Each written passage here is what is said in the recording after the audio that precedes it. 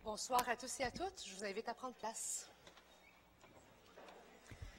J'espère que vous avez tous et toutes eu un bon dîner avec les participantes de CTL Montréal qui sont de retour avec nous au balcon. Alors, je prends l'occasion de vous souhaiter la bienvenue parmi nous.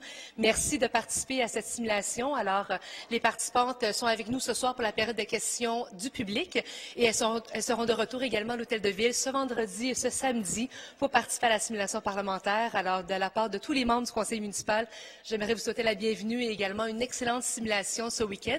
Je pense que plusieurs élus seront parmi vous également ce week-end pour être mentors. Et donc, j'aimerais également remercier les élus qui ont accepté de se prêter à cet exercice et qui vont passer la journée du vendredi et du samedi à l'Hôtel de Ville. J'en profite pour vous passer le mot que je passe depuis 3 mois, comme quoi il reste encore de la place pour d'autres mentors si jamais il y a des personnes qui souhaitent s'inscrire et se joindre à nous, parce que nous sommes toujours... Oui, M. Bissonnette, vous montrez votre doigt. Vous êtes disponible le samedi? Parfait. On va prendre ça en note. M. Sarry également? Parfait. Alors, on vient d'avoir 2 nouveaux mentors, M. Bissonnette, M. Sarry. Alors, on va vous inscrire et merci aux autres qui ont déjà donné leur nom. Et bienvenue, oui, merci.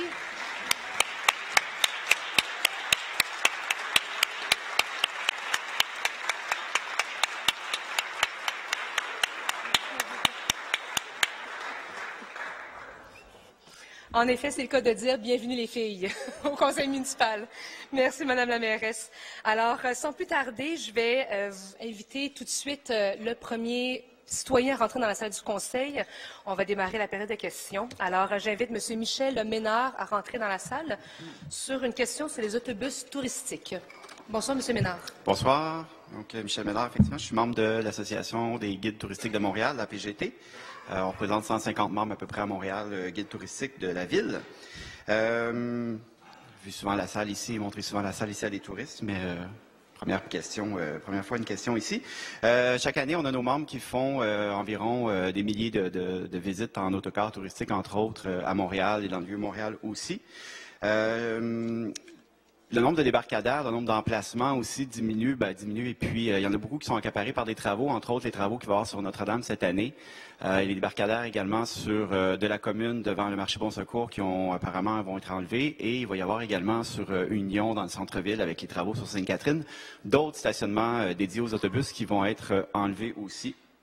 Donc, je voulais savoir, en fait, si la Ville de Montréal pourrait mettre à disposition des autocars touristiques d'autres, ou s'il y avait d'autres emplacements qui avaient été prévus, et s'il y avait une personne de référence aussi à qui on pourrait s'adresser pour ces problèmes-là à l'avenir. Voilà. Merci pour votre question, M. Ménard. Madame Laurence, oui, M. Cadwell, à vous la parole. Oui, merci d'être venu pour votre question. Vous semblez avoir une vision très claire justement des enjeux. Vous comprenez bien que à l'arrondissement, il y a une coordination des travaux qui est faite avec le bureau des travaux. Je pense que le mieux à cette étape-ci, ce serait qu'on provoque une rencontre justement pour bien comprendre les enjeux, pour les arrimer avec le reste de la planification. Est-ce que ça vous irait comme plan de match? Oui, il faudrait à ce moment-là qu'il y ait une personne du conseil d'administration de la PGT qui vous contacte. Est-ce que ça serait avec vous à ce moment-là? Ou? Absolument, on va organiser ça. Parfait. Et puis, j'aurais une deuxième question aussi, toujours par rapport aux endroits dédiés pour les autobus. C'est au belvédère Camillien-Wood qui pose aussi problème, parce qu'il y a beaucoup d'autobus qui passent là pour montrer la vue sur l'est de la ville, le stade olympique. Il y a techniquement un emplacement dédié pour les autobus, mais qui est identifié seulement par des 2 panneaux. Donc, qui indique une zone comme ça, sauf qu'au sol, il y a quand même un marquage, comme si les automobilistes pouvaient stationner là. Donc, il y a, en haute saison, presque toujours des autos qui sont stationnées à cet endroit-là. On voulait savoir si ce serait possible également d'avoir une espèce de marquage au sol pour que ce soit bien clair que cet emplacement-là est réservé aux automobilistes. Merci, M. le Ménard. Merci. La parole aux autobus, oui. Vous savez que l'espace est réduit, là, donc si on le marque uniquement pour les autobus, les voitures ne pourront pas se garer même quand il n'y a pas d'autobus. Donc, ça réduirait beaucoup la capacité d'accueil du belvédère. Alors, il faudrait qu'on y réfléchisse en détail pour arriver à une solution qui couvre les 2 besoins.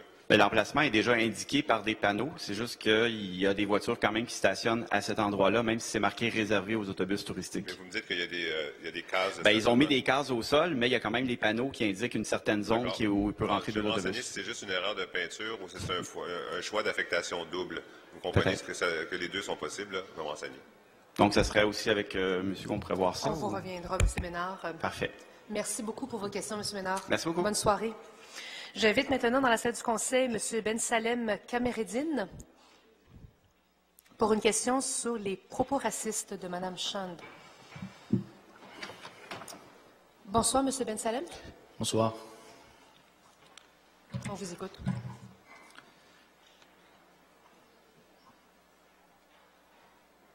C'est bon? Oui, allez-y. Donc, je m'appelle M. Ben Salem Kamereddine. Je suis citoyen du Canada et du Québec. Je vis à Montréal depuis 20 ans. Ma question est destinée au maire d'Anjou, M. Miranda, aussi à la mairesse de Montréal, Mme Valérie Plante. Donc, suite aux déclarations islamophobes de Mme Lynn Chand, conseillère municipale de l'arrondissement d'Anjou, est-ce que ces déclarations ne sont pas en contradiction avec les règles d'éthique de la ville de Montréal?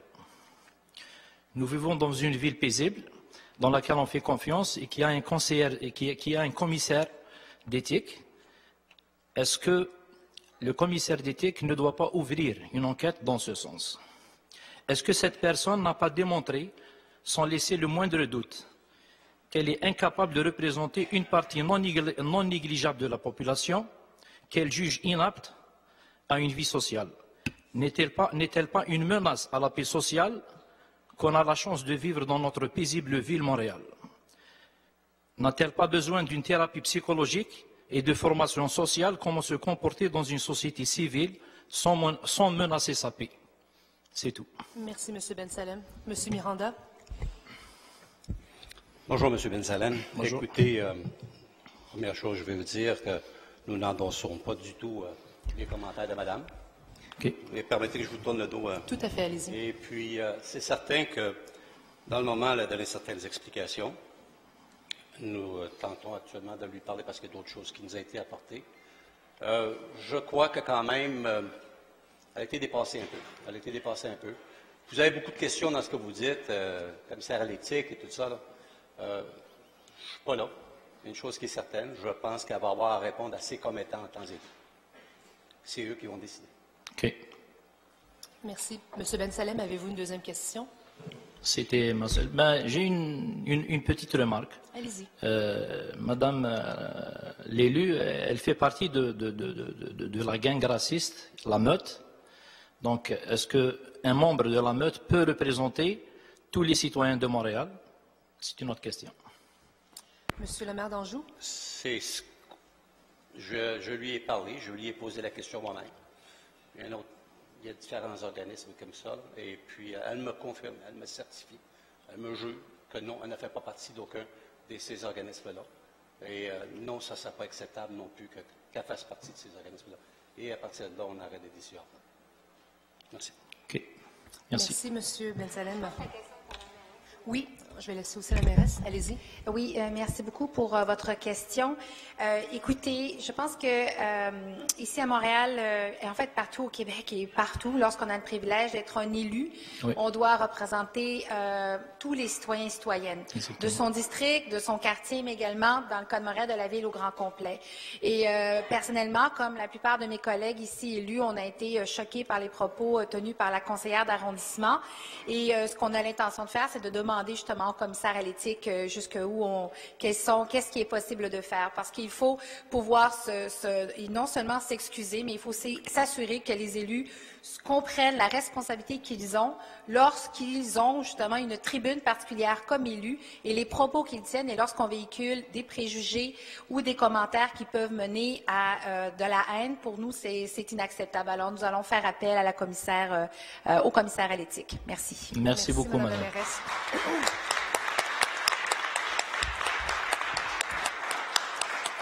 Merci pour vos questions, M. Ben Salem. Bonne soirée. C'est une réponse qui me soulage en tant que membre de la communauté de Montréal. Merci beaucoup, Madame M. Ben Plante. Salem.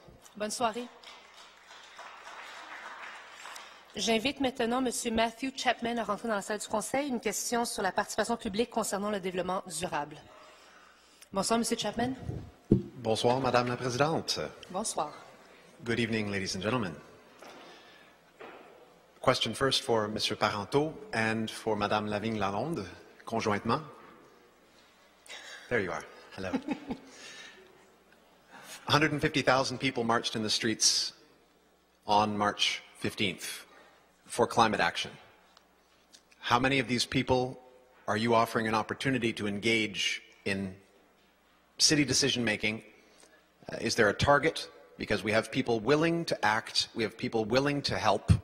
Do you have a plan to engage them? The coalition has been trying to. Coalition Climat Montréal. There are about 1,200 people involved in the various projects that the coalition is attached to. But that's a far cry from 150,000 young people, people of middle age, retirees. These people want to help. So what is your strategy? And I would suggest, I hope it includes not just a number of people. I want to know how many people you're aiming to engage, if you have a target, and specifically what programs we can start sending them towards, because they all want to help. Thank you for your question. Monsieur Parenteau? Oui, merci, Monsieur Chapman, pour votre question. Effectivement, c'était beau de voir cette population, cette jeunesse qui décidait de passer un message, entre autres, fort, en marchant dans la rue. Mais l'engagement citoyen est au-delà, souvent, de l'engagement politique. Il y a plusieurs initiatives, plusieurs arrondissements déjà d'initiatives, des groupes au niveau de l'implication sur le plan de développement durable ou de l'environnement. La Ville de Montréal a aussi ses propres groupes qui les gens peuvent s'impliquer. Mais avant tout, l'engagement, ces plus de 100 000 personnes-là peuvent, sur le plan personnel, s'engager. Et je l'espère qu'ils le font au-delà de marcher, qu'ils le font au quotidien. Je pense que l'enjeu des changements climatiques, l'enjeu du développement durable est une responsabilité commune, mais est surtout une responsabilité individuelle. Chacun des individus doit faire en sorte d'assurer, de diminuer son impact carbone, mais surtout à faire en sorte que chaque journée soit une journée qui compte pour lui afin de sauver, d'aider à la diminution des GES. Alors, je n'aurais pas une organisation demain matin pour accueillir 100 000 personnes, mais où ça devrait être stratégiquement le plus fort et le plus puissant, c'est de marcher, se tenir debout et surtout faire des gestes concrets pour changer son quotidien. Merci. Merci, M. Parenteau.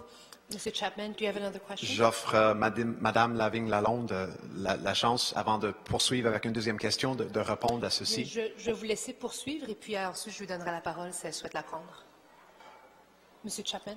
Yes. Ensemble Montréal, unfortunately, we have not had an opportunity in 6 months to meet and speak. So it's been 6 months since you said, yes, let's meet, let's talk, let's look at some of the climate policies that you would like to propose, that you would like to advance. I've been in contact with some of your staff, and I don't yet have a response from them as to when that date will be. We are the only organization in Montreal committed to the city's decarbonization, so I don't know if you're meeting with anybody. My intuition tells me that you are not. So when can we meet? Merci, M. Chapman. Monsieur le chef de l'opposition. Merci, Madame la Présidente. Well, Mr. Chapman, I think you will recall we did have, in fact, a set date where we were supposed to meet, and unfortunately, it was a huge snowstorm, so many people at the planned meeting were not able to come. We thought it was counterproductive to have you and your team come to speak to less people than planned. So I encourage you to continue speaking with my staff, and we will find a date, as we've committed to. It's a very important issue for us, for Ensemble Montréal. As you know, we brought a lot of issues and motions, and we're willing to continue striving to ensure that Montreal acts as responsible as possible on these issues. Merci. Thank you, Mr. Chapman. Puis Madame Lavigne-Lalonde, non? Malheureusement, c'est tout le temps que nous avons, M. Chapman, mais on vous invite à revenir le mois prochain. Opportunity to redeem Projet Montréal. Merci, from that M. response. Chapman. That was not very Bonne soirée, encouraging. M. Chapman. J'invite maintenant M. Georges Partenios à rentrer dans la salle du Conseil. Une question sur l'accumulation d'eau sous les viaducs en hiver. Bonsoir, M. Partenios. Bonsoir, Mesdames et Messieurs. Moi, je veux faire référence à une situation dangereuse en dessous des viaducs en hiver. C'est-à-dire qu'en hiver, il y a l'accumulation de neige, puis ça crée comme une espèce de barrage qui empêche l'eau de se dégoûter quand il fait doux. C'est-à-dire qu'il y a des lacs qui se forment et quand la température tombe en dessous de zéro, là, il y a des mini-patinoires qui se forment. Moi, j'ai vu des gens tomber dans cette eau sale. Et moi aussi, j'ai failli de tomber. Alors, ma question à vous, c'est qu'est-ce que vous allez faire pour améliorer cette situation dangereuse? Ça dure hiver après hiver après hiver. Merci pour votre question. Monsieur Parenteau, à vous la parole. Oui, merci pour votre question. Effectivement, vous décrivez une situation qui est très bien connue, dans le fond, de nos travaux publics.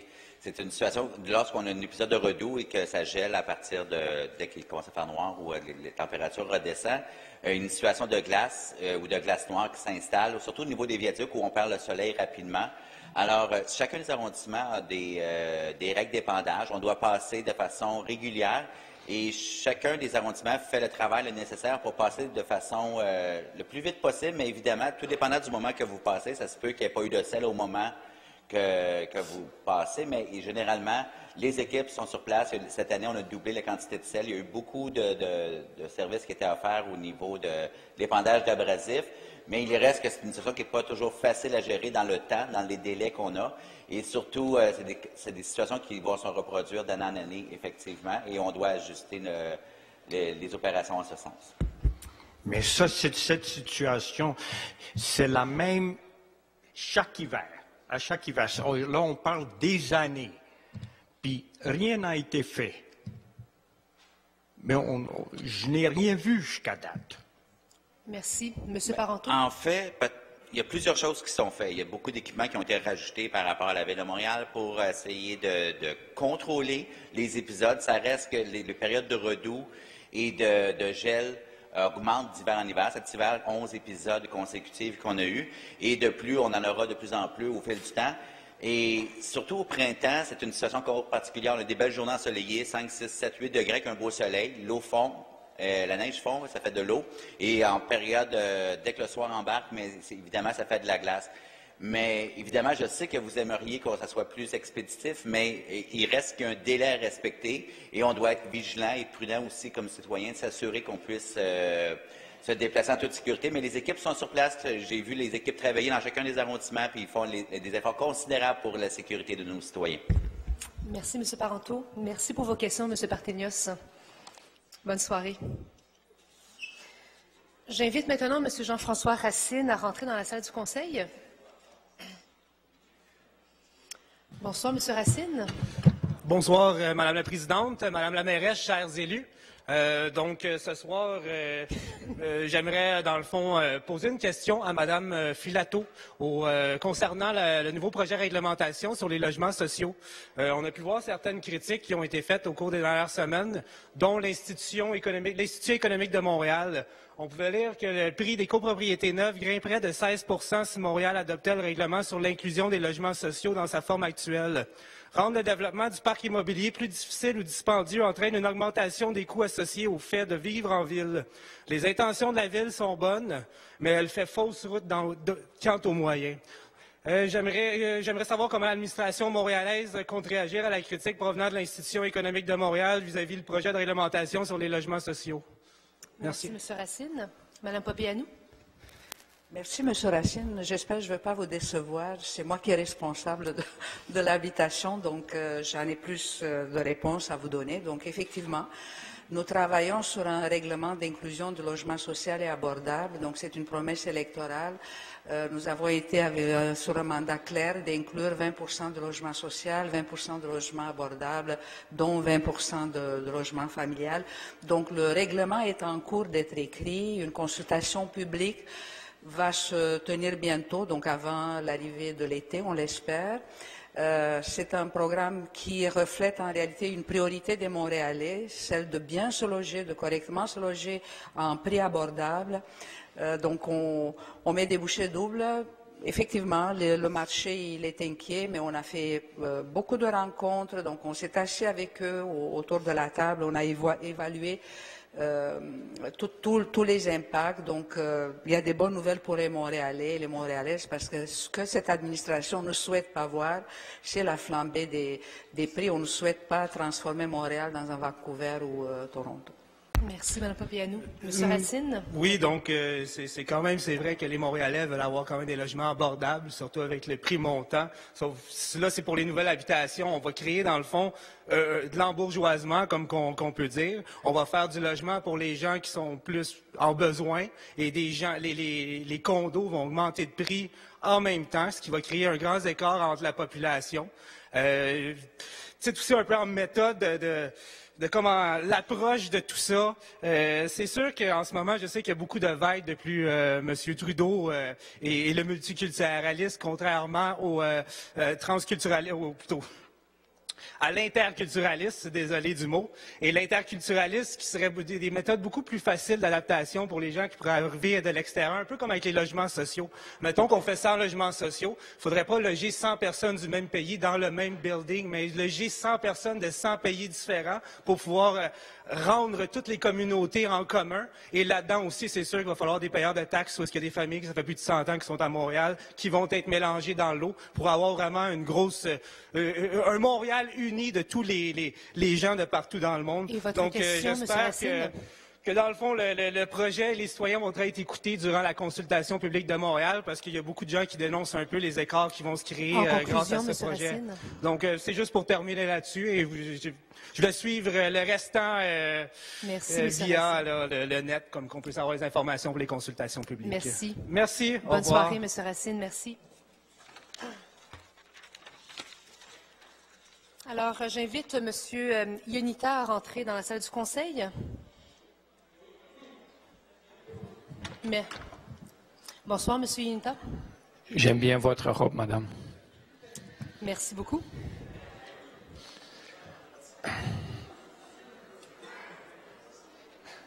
On vous écoute. Avant que je commence, j'aimerais bien vous demander si vous êtes au courant pourquoi je viens souvent ici. Vous demandez ça à moi? Oui.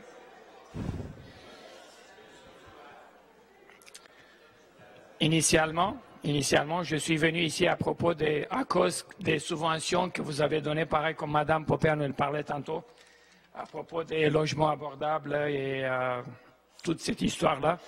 Le problème, c'est que moi, je me trouve dans cette histoire et j'ai fait des démarches depuis si longtemps. J'étais expulsé à plusieurs reprises à cause de ça. Ça, c'était juste une parenthèse parce que Mme Popper nous a parlé de ça. Et là, je voulais justement faire un petit rappel de répondre à mes lettres. Maintenant, je commence mes affaires. Madame Plante, on sait très bien que j'ai déjà débattu le stationnement, j'ai déjà débattu le transport en commun, la taxe de transport, on rajoute les contraventions à travers le photoradar, les 30 à 40 km à l'heure, c'est une source encore des contraventions qui impliquent aussi l'augmentation du prix du permis, les assurances et ainsi de suite. Monsieur Ionita, oui. Je sais que vous n'allez pas aimer ce que je vais vous dire, mais on va devoir passer à la question. Parce que, comme je vous dis, on a 1 minute et demie pour la première question. Malheureusement, il y a d'autres personnes qui souhaitent prendre la parole. Alors, est-ce que vous avez une question à l'administration? C'est à propos de votre projet zéro, madame. J'aimerais bien que je le trouve. Excusez-moi, mais il est nul.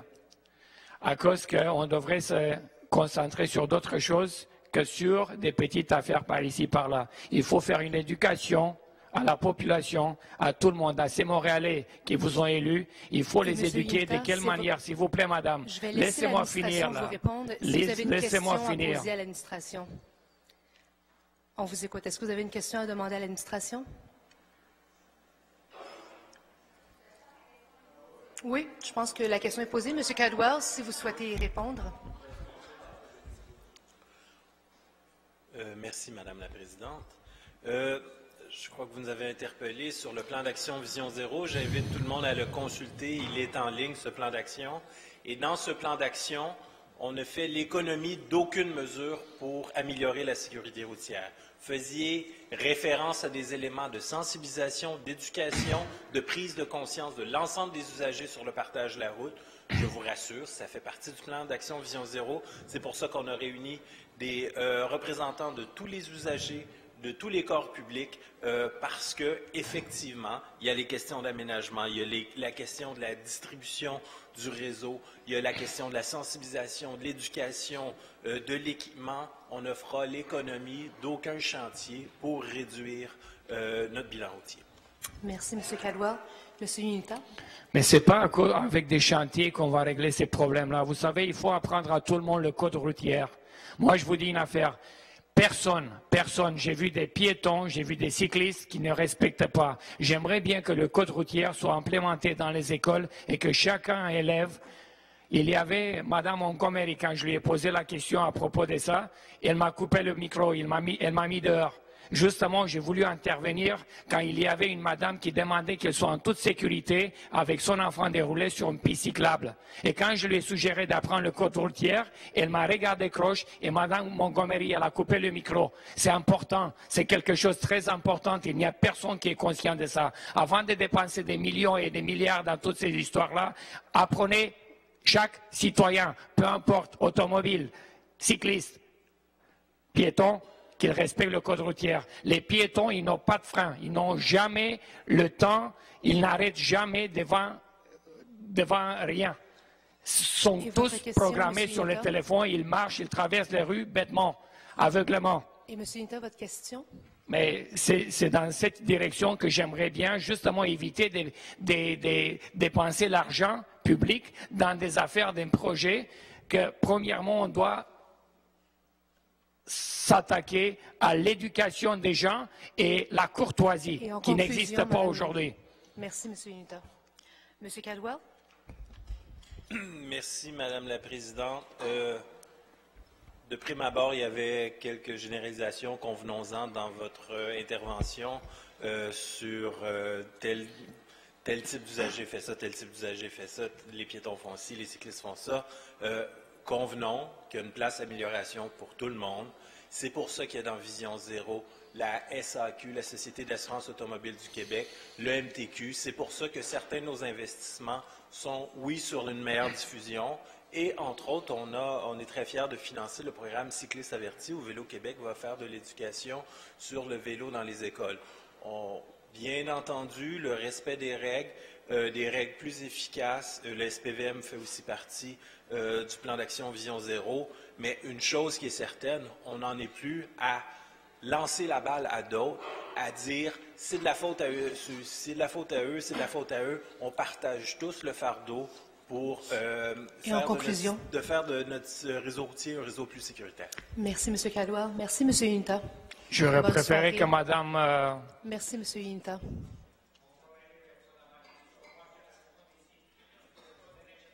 Merci, M. Unita. Bonne soirée. J'invite maintenant M. Louis Langevin à rentrer dans la salle du Conseil. Bonsoir. Bonsoir, M. Langevin.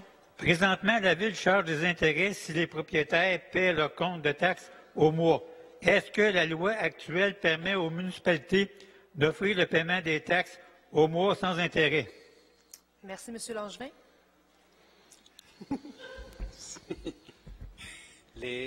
Oui, il faut mettre des intérêts. D'ailleurs, je mentionne publiquement qu'avec l'aménagement que nous avons fait dans le dernier budget, j'ai réduit le taux d'intérêt justement sur des scénarios d'utilisation par les citoyens du nombre de versements. Alors, on a fait une modélisation et ce qu'on voulait, c'était effectivement de ne pas demander aux citoyens plus de renflouer les coffres de la Ville. Alors, ce qu'on a fait, c'est un scénario et on a réduit le taux d'intérêt. Sur le fait qu'il puisse y avoir des paiements ou pas, je rappelle qu'en ce moment, les systèmes informatiques sont trop vieux. En vertu de notre règlement et de la charte, le nombre de paiements est inscrit et ça fait en sorte que dès que nous le pourrons, nous pourrons voir autrement, ce qui veut dire que dès que les systèmes informatiques vont nous permettre de revoir le tout, lorsque ce sera intégré, lorsque le service informatique va pouvoir réaliser toute la transformation qu'on a de besoin, ça fait longtemps que c'est commencé, alors on sera capable de le faire. Mais pour l'instant, on doit charger les taux d'intérêt et le taux de pénalité également est prescrit dans la loi. Merci. Monsieur Langevin, avez-vous une deuxième question? Est-ce que la Ville va rembourser les intérêts aux propriétaires qui paient au mois ou encourager les propriétaires à faire leurs achats à l'extérieur de la Ville pour compenser la surcharge? Merci, Monsieur Langevin. Monsieur le Président du Comité exécutif. Oui, je vois très peu le lien, mais disons que je vais répondre quand même. Non, nous n'allons pas rembourser les citoyens. C'est un choix que les citoyens font. C'est sûr que c'est un aménagement. Les propriétaires peuvent toujours s'arranger avec leur institution financière. Il y a toujours moyen de faire en sorte de se préparer, justement, de provisionner, de faire quelque chose. Mais on voulait faire ce plus pour les citoyens. Donc, non, on ne remboursera pas la taxe, ça c'est sûr et certain. Et je vous invite néanmoins à faire vos achats. De la même manière d'ailleurs qu'on peut payer ses immatriculations en ligne en ayant des pénalités, à payer votre permis de conduire en ligne avec des pénalités. Alors, on s'est inspiré du modèle du gouvernement du Québec où justement nous calculons l'ensemble des taux et on vous dit voici, soit que vous payez en 2 versements et là ça va vous coûter tant, exactement le montant de votre facture.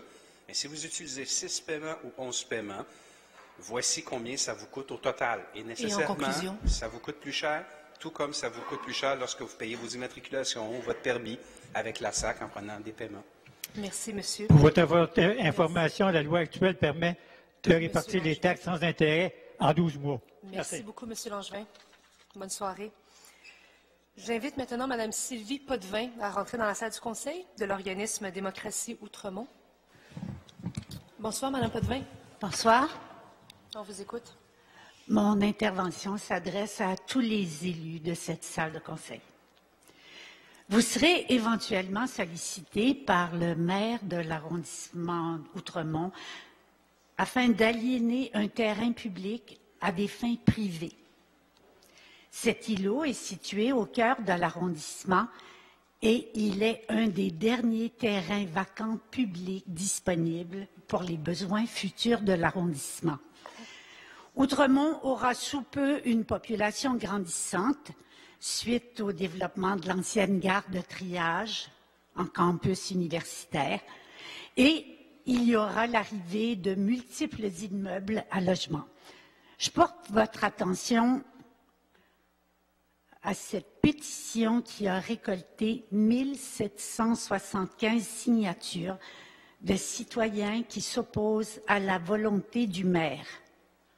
93% sont montréalais, dont plus de 70% ont spécifiquement indiqué Outremontais. Voici le libellé de la pétition. Par la présente, nous désirons nous opposer aux intentions du maire et de ses conseillères de Projet Montréal de céder à des intérêts religieux et privés. Madame Potvin, malheureusement, c'est le temps que nous avons pour la première question. Est-ce que vous avez une question à demander à l'administration? Non, non, je pensais pas. J'avais pas préparé de questions. Vous voulez que je vous dépose? Non, je vais peut-être laisser l'administration vous répondre et je peux vous donner un deuxième tour de parole ensuite, suite à la réponse, dans ce cas-ci, de M. Tomlinson, du maire d'Outremont. Alors, M. Tomlinson, à vous la parole. Merci, Mme Potvin, de vous être déplacée ce soir. C'est très apprécié que vous avez fait le déplacement. Je vais juste vous dire une chose. Je vous remercie de déposer cette pétition-là et surtout de nous donner les détails de qui a signé cette pétition-là. Ce n'est pas évident toujours d'avoir une pétition comme ça en ligne. Je vous dirais simplement une seule réponse. Les seules intentions que moi-même et les autres membres de Projet Montréal à Outremont ont pour l'îlot Saint-Viateur sont communautaires et publics. Merci, M. Tomlinson. Mme Potvin, souhaitez-vous faire une deuxième intervention? Je voudrais revenir à l'importance et vous rappeler que quand le maire Tomlinson va vous demander de voter pour aliéner notre îlot Saint-Viateur, je vous demande de vous rappeler cette pétition de 1775 citoyens qui s'opposent aux intentions du maire. Merci, Mme Potvin. Merci à vous. La pétition est déposée. Bonne soirée, merci. J'invite maintenant M. Laouari Belmadani à rentrer dans la salle du Conseil. Une question sur la déclaration de Mme Chand. Bonsoir, M. Belmadani. Bonsoir, Madame. Merci beaucoup pour cette occasion. Je suis Laouari Belmadani, citoyen de l'arrondissement Anjou depuis bientôt 22 ans. Je suis fonctionnaire fédéral et à temps partiel, je suis ambassadeur de la Ville de Montréal, c'est-à-dire chauffeur de taxi. Aujourd'hui, Madame la mairesse, Monsieur Lopez, c'est mon anniversaire. Et au lieu d'aller le fêter avec ma famille, l'obligation citoyenne m'a imposé de venir faire la file et m'inscrire pour poser ma question à mon cher maire d'arrondissement que j'admire beaucoup, Luis Miranda, et à Monsieur Sari, que j'ai aperçu aujourd'hui à la télé et qui a parlé de l'événement. Alors, suite aux déclarations de la conseillère Madame Lynn Chand, que je qualifie personnellement d'islamophobe, je me pose la question, les dites déclarations ne sont-elles pas en contradiction avec les règles d'éthique de la ville de Montréal? Si oui, est-ce que le commissaire à l'éthique de la ville de Montréal va se pencher sur la question afin d'ouvrir une enquête dans ce sens? Car je suis un citoyen musulman et je commence à perdre confiance dans mes élus. Et notre centre communautaire, et monsieur le maire de l'arrondissement Anjou le sait bien, a déjà subi du vandalisme il y a environ 3 mois. Monsieur Belbou. Voilà. Merci pour votre question. Monsieur Miranda? C'est que je vous tourne le dos encore. Mais assurez-vous de parler dans le micro parce que je pense que tout le monde vous entend. Je m'excuse. Effectivement, je le répète encore, c'est inacceptable. Commissaire à l'éthique, je ne sais pas jusqu'où ça peut aller. Je l'ai dit, elle va répondre à ses commettants. Si vous... écoutez, moi, je dois l'avoir mercredi matin encore, voir ce qu'il y en est, parce qu'il y a d'autres choses qui m'ont été apportées. Là. À partir de là, on verra. S'il y a eu du vandalisme à votre local, je ne crois pas que ce soit dû à ça. Je ne croirais pas. En tout cas, pas parce que vous savez, même quand il était question de trouver ce local-là, vous avez été au courant de ma participation. Bien sûr. Et puis, non, écoutez, je ne crois pas que la communauté angevine soit d'autre façon quelconque appui. Monsieur Miranda, je pense qu'on ne vous entend plus. Excusez. Fait que, on va faire tout le nécessaire avec Excellent. ça. Merci. Merci. Avez-vous une deuxième question? Oui, ma deuxième question à Madame la mairesse et Monsieur Miranda. Alors, pour régler cette situation, je vais la considérer comme mon cadeau d'anniversaire. Je vais l'attendre avec impatience. Je vais donner la parole à Monsieur Sari. Monsieur Sari, est-ce que vous souhaitez toujours prendre la parole? Écoutez, je vous remercie encore une fois et je vous souhaite encore une fois bon anniversaire, Monsieur Louali. Puis moi aussi, j'étais choqué hier, même avant-hier, parce que j'ai reçu un message à 22h30 le samedi. Et je peux vous dire que l'ensemble des Montréalais, de toute confession, de toute orientation un peu religieuse ou non, trouvent ça inacceptable, même déplorable. Votre question était quand même assez directe par rapport à ce qu'on peut faire avec une conseillère qui représente quand même un district et un arrondissement qui est à majorité, vraiment avec une grande partie de Montréalaises et Montréalais de confession musulmane. J'étais quand même assez soulagé des propos de Madame la mairesse aujourd'hui pour dire qu'il y aura quand même un travail qui va être fait avec le commissaire à l'éthique. Et ça, c'est très important. On a quand même cette instance à qui on a foi, à qui qu'on respecte. Et je ne pense pas que c'est dans nos prérogatives de s'immiscer dans les affaires de l'arrondissement de M. Miranda, mais je pense qu'il a assez d'expérience. Et en conclusion? Oui, madame, je pense que M. Miranda a assez d'expérience pour savoir qu'il est là, pour avoir avec lui une équipe qui doit être équitable avec tout le monde, avec toute personne de toute orientation, de n'importe quelle confession religieuse. Et je pense qu'il a toute l'expérience qu'il faut pour sortir de ce pétrin. Merci. Merci. Merci pour vos questions. Joyeux anniversaire. Merci. Bonne soirée. Profitez du reste de la soirée. J'invite maintenant M. Gutiérrez à rentrer dans la salle du Conseil. Une question sur la consultation du 5 décembre dernier. Bonsoir, M. Gutiérrez. Bonsoir. On vous écoute. Bonsoir. Okay. Bonsoir, Madame la Présidente. Bonsoir, Madame la mairesse et toutes les élus. Je m'appelle Roger José Gutiérrez. Je viens du Parc Jean-Mans Nord. Il faut sauver le terrain nord. Aujourd'hui, on joue baseball au Parc olympique. Le 5 décembre, on a eu une rencontre avec les riverains du Parc Jean-Mans, réalisée dans le cadre des consultations publiques qui se font pour soutenir le développement du plan directeur de ce parc.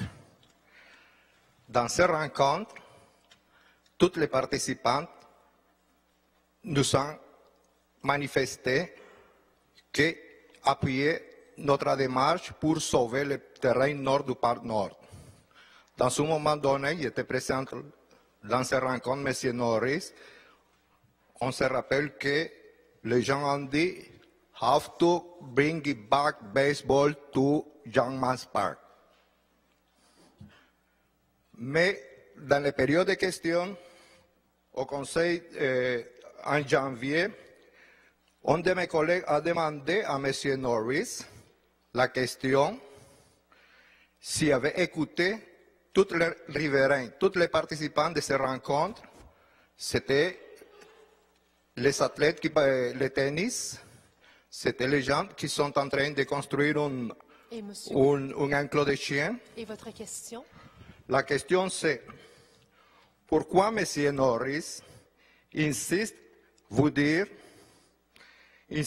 à dire qu'il s'agit d'un espace controversé quand notre communauté, toute la communauté de Parc Jean-Mance, compte avec un énorme soutien de la part du public. Merci pour votre question. Monsieur Norris? Bonsoir, M. Gutiérrez, bienvenue à l'Hôtel de Ville. Merci de vous être déplacé pour poser votre question.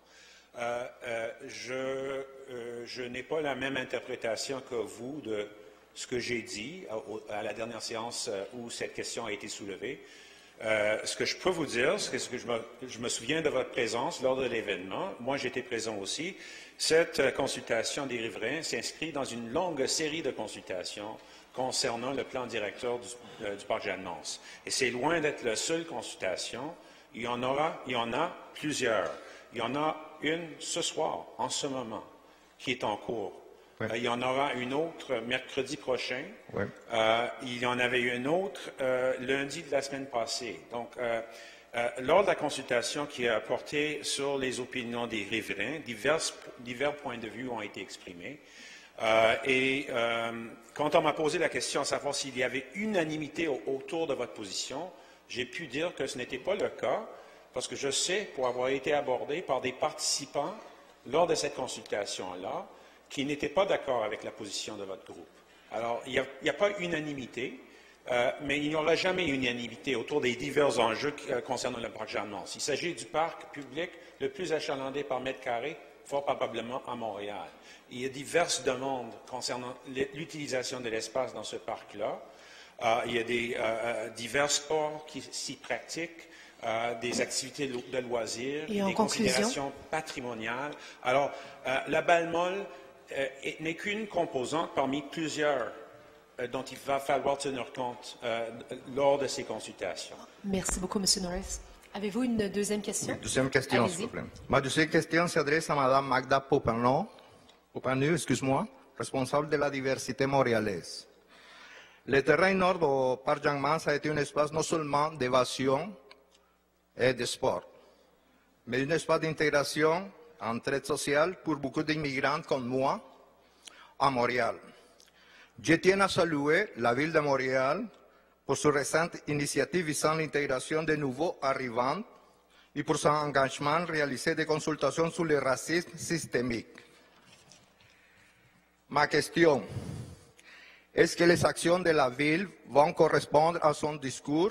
Est-ce que les élus de la ville vont commencer à prioriser la favorisation des espaces d'intégration sociale tels que le terrain nord de softball de Parc Jean-Mance, qui devrait être reconstruit par votre administration? Merci. Merci pour votre question. Monsieur Norris? Je vais répondre au nom de l'administration parce que le processus de consultation est en cours et le parc se trouve dans le district que je représente à l'Hôtel de Ville. Ce que je peux vous dire, c'est que nous avons la volonté de maintenir la balle molle au parc Jeanne-Mance. Quelle sera la configuration ultime à la suite de cette consultation? Ça reste à déterminer. On va écouter le public, puis on va prendre des décisions en conséquence de ce qu'on entendra de la part des divers usagers du parc. Alors, mais il est hors question de sortir la balle molle du parc Jeanne-Mance. C'est une communauté bien enracinée dans le parc. On le respecte, on veut la maintenir dans le parc. Il y a diverses autres options pour le parc Jeanne-Mance qu'il faudra également considérer. Des questions paysagères. Les consultations ne touchent pas juste au parc Jeanne-Mance, mais également concernent la côte Placide de l'autre côté de l'avenue du Parc. Alors, c'est un vaste espace au cœur de l'île de Montréal qui est très utilisé par divers usagers. Divers scénarios ont été évoqués.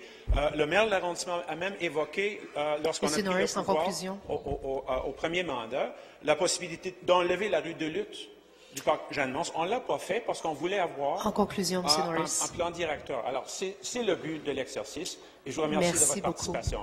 Merci beaucoup. Merci pour vos questions. Bonne soirée. J'invite maintenant M. Patrick Carey Barnard à rentrer dans la salle du Conseil sur le plan de l'environnement. Bonjour, M. Bonsoir, Madame la Présidente. Bonsoir, Madame la mairesse. Bonsoir, membres du Conseil. Bonsoir, les invités de la Ville. Je m'appelle Patrick Barnard. Je suis membre du Conseil de la Coalition verte à Montréal. C'est un groupe non partisan qui lutte pour l'environnement ici.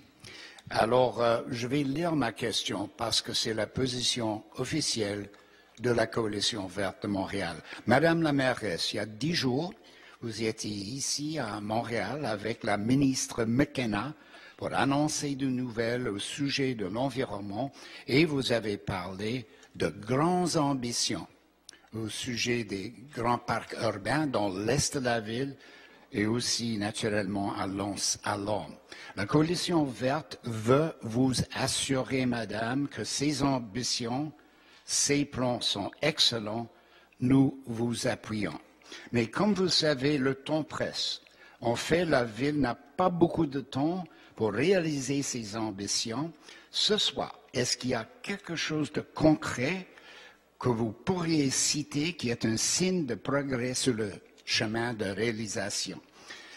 Par exemple, le jugement récent de la Cour d'appel en faveur de la ville de Beaconsfield donne la possibilité à la ville de Montréal d'agir fortement sur le plan de zonage pour sauver les 185 hectares en conclusion? Oui, de terres humides. Et aussi, ça donne la possibilité de faire un achat pour un très bon prix des terres humides à Beaconsfield. Est-ce qu'on envisage à faire des gestes de zonage ou des achats comme ça? On va laisser l'administration vous répondre. Monsieur Ferrandez? Bonjour, Monsieur Bernard. Merci pour votre question. Merci d'être si actif dans la protection des terrains verts à Montréal. Alors oui, il y a énormément de choses qui sont en cours. Donc, vous savez qu'on a beaucoup augmenté notre budget d'acquisition. On n'a pas seulement fait ça, on a aussi ciblé les terrains qui sont susceptibles d'être transformés en parc. Nous sommes en processus de communication avec le propriétaire que vous évoquez pour Yale Properties, pour le terrain de le Bois Angel, la partie est du Bois Angels, mais aussi pour l'ensemble de tous les terrains qui font partie de l'ensemble de l'ouest de Montréal. Alors, ils sont tous identifiés. On est en négociation, en discussion ou parfois en processus d'acquisition. Lorsque ce n'est pas le cas, nous les mettons en préemption pour avoir la possibilité de les acheter un jour s'ils sont mis en vente. Alors, l'ensemble des moyens de la Ville de Montréal est mis en œuvre pour mettre à bien le projet que nous avons exprimé sur le verdissement de Montréal. Merci, M. Ferrandez. Souhaitez-vous poser une deuxième question? Oui, merci. Merci beaucoup parce que c'est très, très important. C'est encourageant aussi. I just want to make a small declaration here as my second supplementary. I've participated with the Tremblay administration, the Coderre administration, now the Plante administration, and I'm being honest here, you are the first administration to show that you understand the true dimensions of the problem we face, which is very great. And I do believe that you have it within your means to really create a green belt for Montreal. But I must tell you that I'm very worried about the time that you have. Your response is most encouraging tonight, but we do not have much time, and we could have a green belt, but it's going to take some cojones, forgive the word. Thank you for your question. Monsieur Ferrandez? Actually, we do. Mr. Barnard, we agree. It's a tough fight. The price of the different lots are going up, and we have to compete with greedy promoters who are trying to build on them. So yes, it's a fight, and we're not sure to win, but we've put all our energy into it, and I think we will win. Merci, M. Muchas gracias, señor. Merci pour vos Soy questions. espagnol y inglés al mismo tiempo. Gracias. Merci beaucoup. Bonne soirée. J'invite maintenant M. Yann Hébert à rentrer dans la salle du Conseil.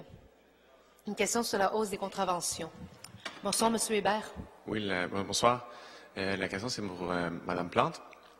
Vous avez dit que la hausse de contravention, ce n'était pas pour aller chercher de l'argent, mais plutôt pour dissuader les gens de stationner mal. Depuis la hausse de 52 à 62 $, est-ce que vous avez fait une étude de pourcentage pour voir combien cela avait dissuadé les gens de mal stationner? Et puis, l'autre chose, est-ce qu'il y a beaucoup de citoyens qui ont fait une demande importante pour dire que non, les gens, ils stationnent toujours mal, alors il faudrait monter encore plus les contraventions? Merci pour votre question. M. Cadwell. Bonjour, M. Hébert. Vous parlez de la hausse qu'il y a eu l'an passé. Effectivement, il y a eu une hausse l'an passé sur le tarif régulier de stationnement, mais aussi sur d'autres. Par exemple, sur les débarcadères pour personnes handicapées.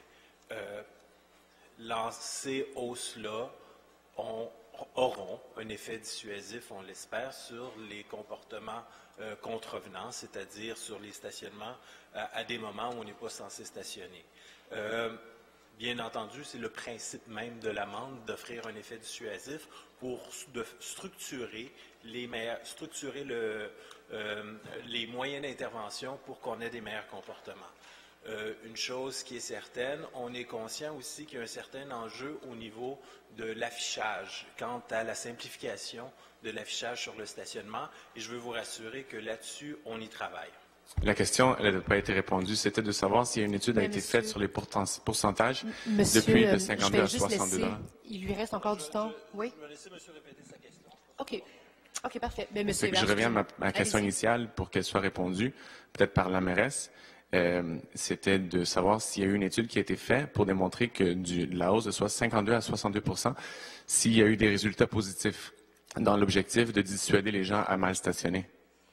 Merci. M. Caldwell?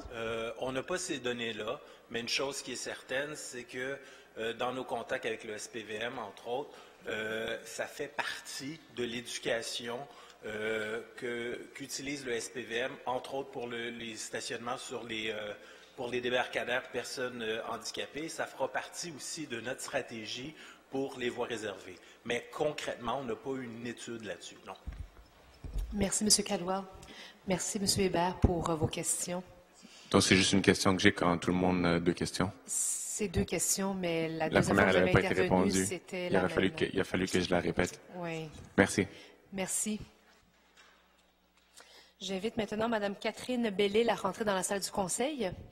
Une question sur l'accessibilité des commerces. Bonsoir, Mme Bellil. Bonsoir, Madame la Présidente, Mesdames et Messieurs les élus. Donc, pour vous mettre un peu en contexte, on est 6 étudiantes au baccalauréat en travail social à l'Université du Québec à Montréal. Puis, la semaine passée, on a fait une marche exploratoire avec le RAPLIC, c'est le regroupement activiste pour l'inclusion au Québec. Donc, cette marche exploratoire-là s'est déroulée sur la rue Ontario. Puis, on a vraiment observé l'accessibilité, justement, des commerces. Puis, on a remarqué qu'il y avait beaucoup de commerçants dont les commerces n'étaient pas accessibles, qui semblaient intéressés à vouloir aménager leur commerce. Par contre, il y en avait beaucoup qui n'étaient pas au courant des subventions qui existent à la Ville de Montréal pour réaménager les commerces. Donc, ma question, c'est que comptez-vous faire pour informer les commerçants de ces subventions? Merci beaucoup pour votre question, Mme Bellil. Monsieur Baudry. Bonjour, Mme Bellil. Merci beaucoup pour votre question. C'est effectivement une préoccupation qu'on a. On est très conscient que le cadre bâti à Montréal est très difficile pour les gens en accessibilité universelle et surtout celui des commerces de proximité qui font l'identité de Montréal. On a effectivement un programme qui est le programme PAC. Par exemple, vous avez raison, il est très peu utilisé. Dans la première année, en 2017-2018, c'est à peine 7 demandes qui ont été admises au niveau du programme PAC. Cette année, il y a très peu de demandes. J'ai demandé la semaine dernière à mes services de faire une réévaluation de ce programme-là dans sa promotion d'une première part, mais aussi peut-être dans sa révision pour voir pourquoi les commerçants n'y font pas accès. Tout d'abord, on a eu beaucoup de demandes quand même. Il y a eu 100 demandes d'information qui ont été posées. On a transféré l'information auprès des SDC. Visiblement, le message n'est pas encore descendu jusqu'aux commerçants eux-mêmes.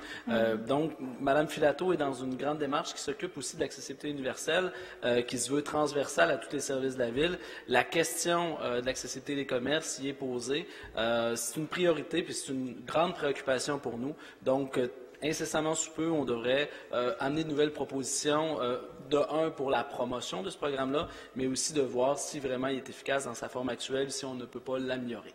Merci beaucoup. Madame Bellil, avez-vous une deuxième question? Non, c'était pas mal tout. Merci beaucoup. Parfait. Merci. Bonne soirée. J'invite M. Daniel Vien à rentrer dans la salle du Conseil. Une question sur le crucifix.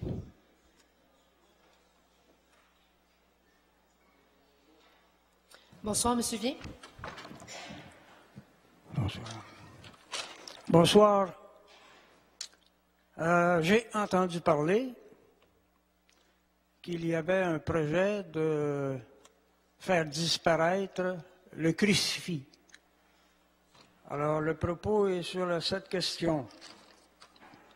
Extrêmement difficile de coincer une question brève concernant la conservation ou non des représentations visibles de Jésus-Christ dans la société amorcée et développée sur plusieurs siècles, sous ses enseignements et son énergie dispensée à nos ancêtres. Question difficile si on considère les diverses croyances et la mouvance migratoire. Quel qu'en soit l'effet de la cohabitation des croyances diverses, de personnes de bonne foi, est-ce une obligation pour les fils et filles des ancêtres d'ici de se faire harakiri culturel? Le 275e célébré en 2017 rappelait le fait historique de la fondation de la ville en tant que projet divin donné en rêve à Jeanne Mance et à Jérôme Leroyer de fonder en l'île de Montréal une communauté chrétienne nouvelle. Ils mirent héroïquement en œuvre avec Jacques Ollier de la Société Notre-Dame, Monsieur Vien, avec le Chevalier de Maisonneuve et le financement Monsieur de la Vien, Cour royale de France. Monsieur Vien, est-ce que vous avez une question à poser à l'administration? Et sa continuité, j'arrive, là, une minute. C'est que le temps est déjà écoulé pour la première question, Monsieur Vien. Attendez, 5 lignes. Là. Non, malheureusement, c'est le temps question. que nous avions. Allez-y, on vous écoute pour la question. On vous écoute pour la question. Il est d'une honnêteté nécessaire et un devoir de gratitude de ne pas imposer l'ignorance des Monsieur signes. Vien, je vous demanderais de poser la question directement. J'arrive, là. Je vais vous revenir pour la deuxième question Vous ensuite. voulez avoir de la participation, vous coincez ça trop, là. Monsieur Vien, c'est que la première période... de ne pas imposer l'ignorance des signes de Dieu créateur et sauveur qui est le maître d'œuvre du début de cette ville et de son valeureux et long développement. Monsieur Vien, votre question... Le crucifix, signe de l'action suprême Monsieur de Vien, Dieu malheureusement, sauveur, je dois vous demander de poser la question. peut-il obstruer votre travail de gérance intelligente Monsieur et Vien, équitable des responsabilités matérielles? je ne peux pas reconnaître votre La question est posée. Le crucifix peut-il obstruer votre travail de gérance intelligente pour votre question. et équitable des responsabilités matérielles? Merci. Madame Lavigne-Lalonde. Bonsoir, Monsieur Vien. Je veux vous rassurer sur deux choses. Le crucifix ne disparaîtra pas et nous n'avons pas l'intention d'imposer l'ignorance. Le crucifix a été installé dans une époque où il servait à guider les décisions qui étaient prises par les élus parce qu'ils prêtaient serment devant Dieu. Depuis, nous ne prêtons plus serment devant Dieu, nous ne faisons plus de prière quand nous entrons dans le conseil. On déménage, on devait le décrocher et on a pris la décision donc de le décrocher de la salle du conseil parce qu'aujourd'hui, nous sommes dans une institution qui est laïque et nous n'avons plus besoin de ce symbole pour nous guider dans nos travaux. Par contre, Alors qu'en ce moment, il est visible du siège de la présidente et de très peu de citoyens montréalais, nous allons, dans l'hôtel de ville qui sera rénové, le mettre en valeur avec un ensemble d'autres objets très, très importants de l'histoire de Montréal. Et donc, nous n'allons pas imposer l'ignorance, nous allons au contraire expliquer pourquoi c'est un symbole qui est important, en quelle année il est arrivé, pourquoi aujourd'hui il n'est plus dans la salle du Conseil, mais on va le mettre en valeur avec d'autres objets qui seront une exposition permanente à la Ville de Montréal et qui sera accessible à l'ensemble des citoyens et des visiteurs là, qui viennent à chaque année par milliers à l'Hôtel de Ville. Merci, Mme Lavigne-Lalonde. Monsieur Vien. Je peux avoir une deuxième question? Oui, vous avez 1 minute pour la deuxième question. Bon, j'ai vu récemment là, dans le journal Le Métro la question des manques de finances possibles là, concernant l'eau potable. Bon, il manquerait de l'argent. Bon, mais je me dis, comme ça, écoutez, il manque d'argent, il manque toujours d'argent.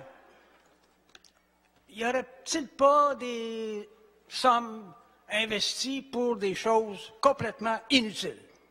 Je pense, par exemple, à la réfection des parcs. Il manque des millions pour l'eau, les conduites et tout, là. Ben, prenez l'argent qui est mis pour ce qui n'est pas nécessaire de faire et le mettre pour ce qui est de vital. C'est ce que je voulais dire. Bon? Merci, M. Vien. Est-ce que... Bon. Merci pour votre commentaire, M. Vien. Merci. Bonne soirée. J'invite maintenant M. Maxime Arnoldi à rentrer dans la salle du Conseil. Bonsoir, M. Arnoldi. Oui, bonsoir, Mme la Présidente. Bonsoir, Mme la mairesse. Bonsoir, les élus. J'ai deux questions. La première concerne en fait le projet de centre de compostage de Ville-Saint-Laurent, qui était dans les plans depuis 10 ans, auquel on a donné l'aval récemment. Alors, selon ces plans, les rejets humides du centre de compostage seront transportés par camion à l'usine de biométhanisation de Montréal-Nord, c'est-à-dire 28 kilomètres plus loin. Toronto, qui a une population d'1 million supérieure à Montréal, a 2 usines de traitement qui n'ont coûté que 150 millions et traitent 130 000 tonnes de déchets par an. Edmonton, en Alberta, Enerkem, une compagnie québécoise, a construit une usine de traitement qui produit sur le même site de l'éthanol et des résidus pour les fertilisants. J'arrive à ma question, je ne veux pas prendre trop de temps. Cette usine traite 50% des déchets de cette ville et vise 90%, tandis que Montréal est rendu à peu près à 27%. Sachant que les 5 usines prévues par la Ville de Montréal coûteront un estimé de 589 millions. Quel a été le résultat? Et je m'adresse en fait à M. Parenteau. Vous avez, je pense, communiqué avec Enerkem. Quel a été le résultat de vos démarches face à Enerkem? Puis j'aimerais savoir aussi pourquoi la Ville, finalement, va de l'avant avec un projet qui est quand même plus coûteux, qui est peut-être désuet et moins efficace. Merci pour vos questions. La parole à M. Parenteau. Merci pour votre question. En fait, comme on a expliqué, il faut voir, lorsqu'on compare des projets d'un endroit à l'autre, puis communiquer avec Enerkem, en fait, il y a un appel de proposition, un appel d'offres qui a été fait. Enerkem aura pu soumissionner, ou toute autre entreprise aurait pu soumissionner sur le projet. Et le projet de Saint-Laurent n'est pas du tout désuet. En fait, la décision a été prise en avril 2017. D'aller de l'avant avec ce projet-là. Une fois que les appels d'offres ont été faits, on a eu les résultats, on a quand même fait un pas de recul pour valider si c'était la bonne chose encore, puis à voir. Il y avait 2 objectifs. Un, c'était de gérer la matière résiduelle déjetable, mais aussi tout ce qui était les matières de feuilles, les feuillus, qui vont être gérés à Saint-Laurent. Biométhanisation, c'est un autre processus, un autre procédé qui va prendre que les déjetables, qui va être dans un autre plan. Alors non, c'est pas un moyen qui est désuet, mais surtout, on va détourner 50 000 tonnes de déchets qui allaient directement à l'enfouissement jusqu'à aujourd'hui. Oui, je comprends. Allez-y avec votre deuxième question. Ma deuxième question, en fait, concerne un autre projet. Je voulais savoir, en fait, où en sont... Qu'est-ce qui se passe maintenant avec le projet Royal Mount? Je pense qu'il y a beaucoup de personnes, probablement d'élus, qui étaient contre le projet d'une certaine façon, qu'on a peut-être les mains liées d'une façon ou d'une autre avec Royal Mount. Mais j'aimerais savoir un peu où ça s'en va. Est-ce qu'il y aura un moratoire finalement? Qu'est-ce qui se passe? Merci. Madame la mairesse. Oui, merci beaucoup pour votre question. Bien, comme vous savez, la Commission a fait état de plusieurs préoccupations, de grandes préoccupations. Et je vous dirais qu'à ce moment-ci, il y a deux éléments. Le premier, c'est que je suis très fière que la question du transport a été prise à bout de bras, a été prise au sérieux. Entre autres, j'ai demandé à ce que le MTQ, la Ville Mont-Royal, la Ville de Montréal ainsi que le promoteur s'assoient ensemble pour évaluer toute la question de la mobilité, non seulement autour de ce projet-là, mais également dans tout le secteur Namur de la Savane. Et je tiens quand même à le mentionner parce que ça fait des années que c'est congestionné au coin de la 15 puis de la 40. Il n'y a jamais eu de réflexion à ce niveau-là. Alors qu'on la commence, cette réflexion-là, on est un peu en retard, mais vaut mieux tard que jamais, on va le faire. Pour les autres éléments, parce que dans la commission, il y avait d'autres éléments, tant au niveau de l'aménagement, la question de l'offre commerciale, donc je ne vous ferai pas la liste exhaustive, mais on est en train de travailler avec le promoteur afin de faire des changements, mais des changements notables. Pour moi, ça ne peut pas être des changements esthétiques, mais des changements de fond. Je ne peux pas vous en dire plus à ce moment-ci parce qu'on travaille, nos équipes, avec les leurs, mais on espère arriver à quelque chose qui va être acceptable. Sinon, à ce moment-là, Montréal ne pourra pas être en accord avec le projet. Merci, Mme la mairesse. Merci pour vos questions. Merci. Bonne soirée. Alors, c'est le temps que nous avions pour la période de questions des citoyens et des citoyennes. Monsieur le leader. Madame la Présidente, on va proposer une prolongation de 30 minutes. Prolongation de 30 minutes, c'est accepté. Nous poursuivons. Alors, j'invite Mme Sonia Sognard à rentrer dans la salle du Conseil. Bonsoir, Mme Sognard. Bonsoir, Madame la Présidente. Bonsoir à tout le monde. Alors, ma question s'adresse à Madame Plante. J'aimerais avoir des précisions sur ce qu'on m'a dit le mois dernier sur les référendums municipaux. Je viens de vous relire encore devant la Commission sur l'aménagement du territoire, puis, mon Dieu, que je trouve que ça avait du bon sens ce que vous aviez dit sur les référendums municipaux, entre autres, et les autres questions aussi. Alors, j'aimerais avoir un peu plus de précision parce qu'on me dit que vous souhaitez les améliorer, si je comprends bien. J'aimerais comprendre parce que ma compréhension, c'était que les lois provinciales, la LAU, la LERM, régissent la tenue des référendums. Et je me demande si, en fait, la Ville ne peut pas inventer une autre façon de faire. J'imagine c'est comme c'est déjà dans la loi provinciale.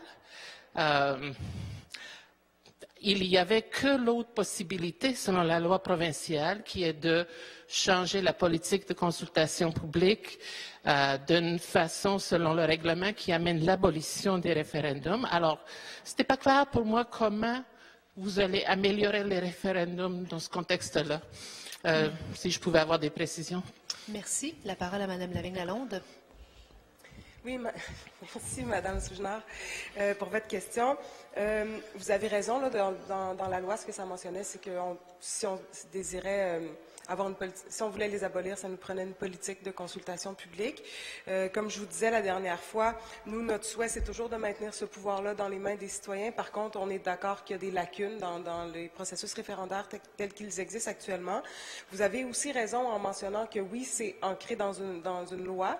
Donc, selon la façon de laquelle on va procéder, il est possible qu'il y ait des demandes qui soient effectuées là, à Québec si on veut faire des changements à cette loi-là. Mais comme je vous disais la dernière fois aussi, très prochainement, on va pouvoir vous annoncer plus en détail c'est quoi notre processus pour arriver à cette politique de participation citoyenne et de répondre à ces préoccupations sur les référendums. Je ne peux pas vous en dire plus aujourd'hui, mais je vous garantis, j'ai très, très hâte de pouvoir vous annoncer. Je sais que vous avez hâte, vous aussi, d'avoir plus d'informations. Donc, on va très prochainement pouvoir vous dire c'est quoi le processus là, qui va nous mener à répondre à tous ces questionnements-là. Mais je pense que votre inquiétude, elle était dans est-ce qu'on va les maintenir? Comme je vous disais, c'est toujours notre intention. On regarde quels sont les meilleurs moyens d'y arriver. Il y en a différents, mais notre intention est toujours de les maintenir. Merci. Okay. Est-ce que vous avez une deuxième question? Oui, donc si je comprends bien, vous allez vous arranger si vous avez vous avez déjà une politique de participation publique, je crois, en tout cas consultation publique, participation publique. Donc vous allez vous arranger si vous la retravaillez pour que ça ne corresponde pas au règlement du gouvernement actuellement, parce que si jamais ça correspondait, ça amènerait automatiquement l'annulation automatique et la disparition des référendums municipaux. Madame Laguerre. Pas exactement. Actuellement, on a le processus de référendum et on a aussi une politique de consultation publique. Par contre, on s'est dit, dans le cadre du projet de loi, comme le projet de loi amenait cette réflexion à savoir qu'est-ce qu'on allait faire, on s'est dit, profitons de ce projet de loi pour, oui, on veut les maintenir, mais il n'y a rien qui nous empêche de revoir notre politique de participation publique tout en les maintenant. L'un ne vient pas. Si on veut les abolir, les référendums, on est obligé d'avoir une politique de participation publique. Par contre, si on développe une politique de participation publique, ça ne vient pas nécessairement avec l'abolition. Ça marche dans un sens, mais pas dans l'autre. Donc, nous, oui, si elle n'est pas conforme au règlement. Mais nous, ce qu'on souhaite, c'est avoir un modèle qui répond aux enjeux montréalais, qui répond à nos besoins, aux besoins de la municipalité, mais aussi des citoyens de participer à la vie municipale. Donc ça, c'est quelque chose qu'on veut maintenir, tout en maintenant les référendums. Par contre, comme je vous le disais, il y a plusieurs personnes qui constatent les lacunes de ce processus-là tel qu'il existe actuellement. Donc, on veut avoir les deux. Mais l'objectif, c'est d'avoir vraiment une vraie politique de participation publique qui va plus loin que celle qu'on a actuellement. Parfait. Merci beaucoup. Bonne soirée. J'invite M. Patrick Stéphane à rentrer dans la salle du Conseil. Une question sur le transport. Bonsoir, M. Stéphane. Bonsoir à tous. C'est la première fois. Je vais voir ce que ça donne.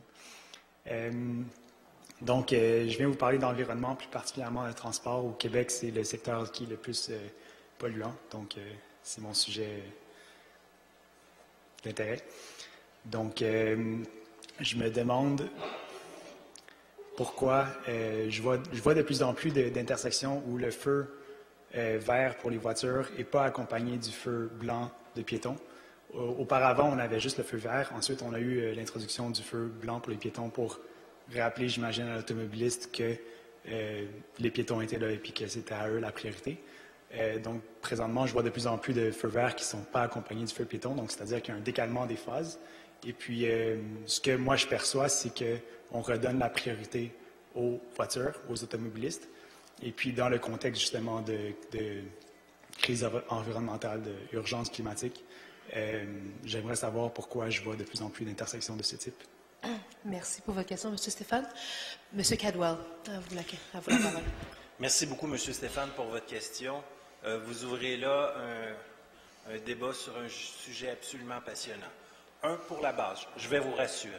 Il y a un travail de fond qui est fait à la Ville de Montréal sur des différents scénarios de reprogrammation des feux avec une priorité, c'est-à-dire la sécurisation des intersections pour les piétons. Et là, dans les différents types de phases qui sont développées, là, il y a des effets positifs et négatifs pour chacun. Mais une chose qui est claire, c'est que dans la programmation des feux, il faut offrir le temps nécessaire aux piétons pour traverser. Les exemples que vous me citez, j'aimerais pouvoir les regarder. Chose certaine, on veut qu'à chaque intersection, il y ait des feux piétons et on veut trouver le bon type de programmation pour la traversée de la rue. Je crois que vous faites référence à la traversée en parallèle, c'est-à-dire que, entre autres, lorsque le feu est vert, ce qu'on apprend souvent dans nos cours de conduite ou ailleurs, c'est que le passage est vert pour les piétons aussi. Mais parfois, il y a une programmation qui est différente justement pour sécuriser le piéton. Et on a une équipe dédiée à la Ville de Montréal qui est absolument dédiée justement à cette reprogrammation des feux et ils sont en train d'élaborer de nouveaux scénarios avec un objectif clair qui est dans l'approche Vision Zéro, la sécurité des intersections pour les plus vulnérables, c'est-à-dire les piétons et les cyclistes. Donc, en conclusion, ça me ferait plaisir de vous donner plus de détails là-dessus. Merci. Avez-vous une deuxième question? Oui, je ne sais pas si ça va finir par une question, mais j'ai quelque chose à dire. Allez-y.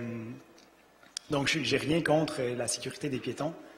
Moi, ce qui me dérange, en fait, c'est que ce qu'on a fait, c'est qu'on a pris, mettons, je n'ai pas les chiffres exacts, là, mais je l'ai compté, il y a l'intersection qui est juste en face ici, c'est ça qui se passe. Je vais attendre que vous m'écoutiez parce que je m'adresse à vous. Donc, avant, on avait un cycle d'environ 40 secondes, 20 secondes dans une direction, les voitures et les piétons en même temps, et puis 20 secondes dans l'autre direction, à peu près. Maintenant, on a un cycle de 60 secondes, 20 secondes dans une direction pour les voitures, 20 secondes dans l'autre direction pour les voitures, et puis 20 secondes pour les piétons. Ça rallonge le cycle, ça fait que tout le monde attend en moyenne plus de temps. Et puis, la priorité des piétons n'a plus effet. C'est juste piétons, comme ils ont 20 secondes, c'est tout. Tandis qu'avant, ils avaient 20 secondes, mais en tout cas, ça rallonge le cycle, c'est ça. Merci. Monsieur Caldwell.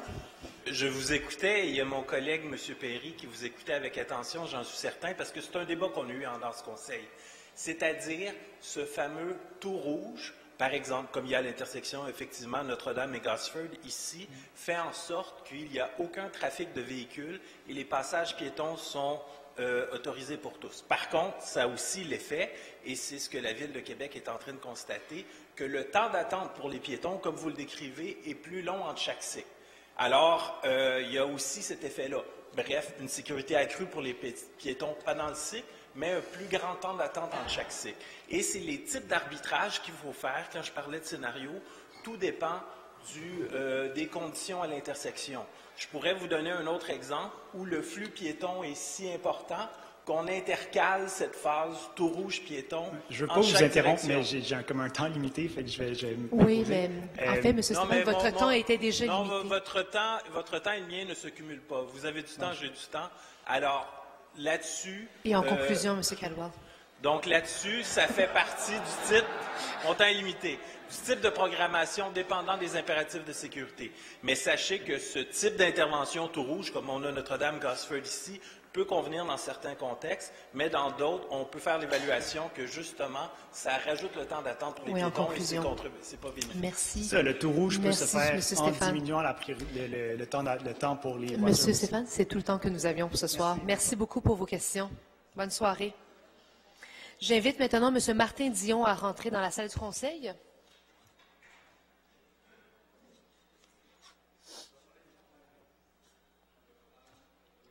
Bonsoir, M. Dion. Madame la Présidente. Bonsoir. Mesdames et Messieurs les élus, il y a un règlement à l'effet des terrasses qui doivent être accessibles universellement. Cependant, on voit souvent des terrasses accessibles avec un mobilier non accessible. Par exemple, des tabourets et des tables bistrot ou encore des tables à pique-nique. Au mieux, les terrassiers laissent une table de hauteur régulière sans chaise pour les personnes en fauteuil roulant. Ce n'est pas très inclusif. On se demande ce qui arriverait si un soir, 5 ou 6 personnes en fauteuil roulant décident d'aller manger sur une de ces terrasses.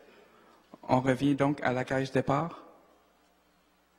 Ma question, pourquoi ne pas également érigir le mobilier des terrasses afin qu'il soit accessible à tous? Merci, M. Dion. M. Caldwell, à vous la parole. Monsieur Dion, merci. Merci pour votre question. Effectivement, l'accessibilité aux terrasses, c'est un enjeu important. Dans le guide des aménagements piétons universellement accessibles, vous savez, il y a la fiche 8 sur l'accès aux terrasses. Là, le problème que vous me décrivez, c'est qu'une fois rendu, le type de mobilier fait en sorte que c'est bien beau s'y rendre, mais si on ne peut pas s'attabler, qu'est-ce que ça donne? Et effectivement, je vous comprends, j'ai déjà constaté que juste à la sortie de la rampe pour accéder à une terrasse, il y avait une table qui bloquait le chemin et j'ai vu quelqu'un de pogné dans la rampe. Bref, c'était pas très convivial. Alors, votre question, c'est comment, via le guide où on assure dans la configuration des terrasses une accessibilité universelle, comment est-ce qu'on pousse ça plus loin pour s'assurer que le mobilier en place respecte les principes d'accessibilité universelle? C'est une question intéressante. Je crois que lorsqu'il y a justement ces enjeux-là, il faut faire des signalements au 3.1. Les arrondissements donnent des permis pour ces terrasses-là et sont en mesure de demander aux demandeurs de permis des ajustements. Merci. M. Dion. Oui, en continuant de leur octroyer un permis, vous commettez aussi un acte discriminatoire. Et maintenant que vous le saviez, ferez-vous quelque chose pour changer cela? Merci, M. Dion. M. Caldwell. Merci, M. Dion. Je veux préciser quelque chose. Donc, les terrasses doivent être universellement accessibles par leur aménagement, c'est-à-dire qu'on doit pouvoir monter sur la terrasse. Donc, on respecte les règles d'accessibilité universelle ce faisant. Encore là, l'ajustement, c'est quant à la disposition des tables et des chaises sur cette dite terrasse-là, comment le commerçant respecte les principes d'accessibilité universelle, ce n'est pas réglementé jusque-là dans notre règlement. Alors, pour ça, il faut s'ajuster. Et encore là, je crois que les arrondissements seront très sensibles à vos doléances lorsque cette situation-là se présente. Merci. Merci, M. Dion, pour vos questions. Point. Un dernier point. Malheureusement, c'est tout le temps que nous avons, parce que nous avons beaucoup de personnes Merci qui beaucoup. veulent poser des questions Bonne fin de soirée à vous tous. Merci, Au revoir. M. Dion. Bonne soirée. J'invite M. Gilbert Bauer à rentrer dans la salle du Conseil. Bonsoir. Madame la Présidente, bonsoir, Mesdames et Messieurs du Conseil. On a droit à 2 questions, c'est ça? Exactement. Bon, je vais commencer par la première. J'ai lu un peu les projets de la Ville de Montréal, de l'administration municipale, pour éventuellement voir, pour enfouir les coffres de la Ville, ils jonglent avec l'idée de vouloir peut-être charger plus de taxes sur l'eau. Alors, il faut savoir que l'eau municipale, l'eau potable, c'est quand même un produit essentiel à la vie commune, à la vie quotidienne des gens. Déjà, taxer quelque chose qui est essentiel à la vie, c'est déjà pas logique, c'est anormal. À vouloir jongler avec l'idée de vouloir charger encore plus de taxes sur l'eau, ou éventuellement voir si on ne peut pas tarifer l'eau à la consommation des ménages, le volume de consommation.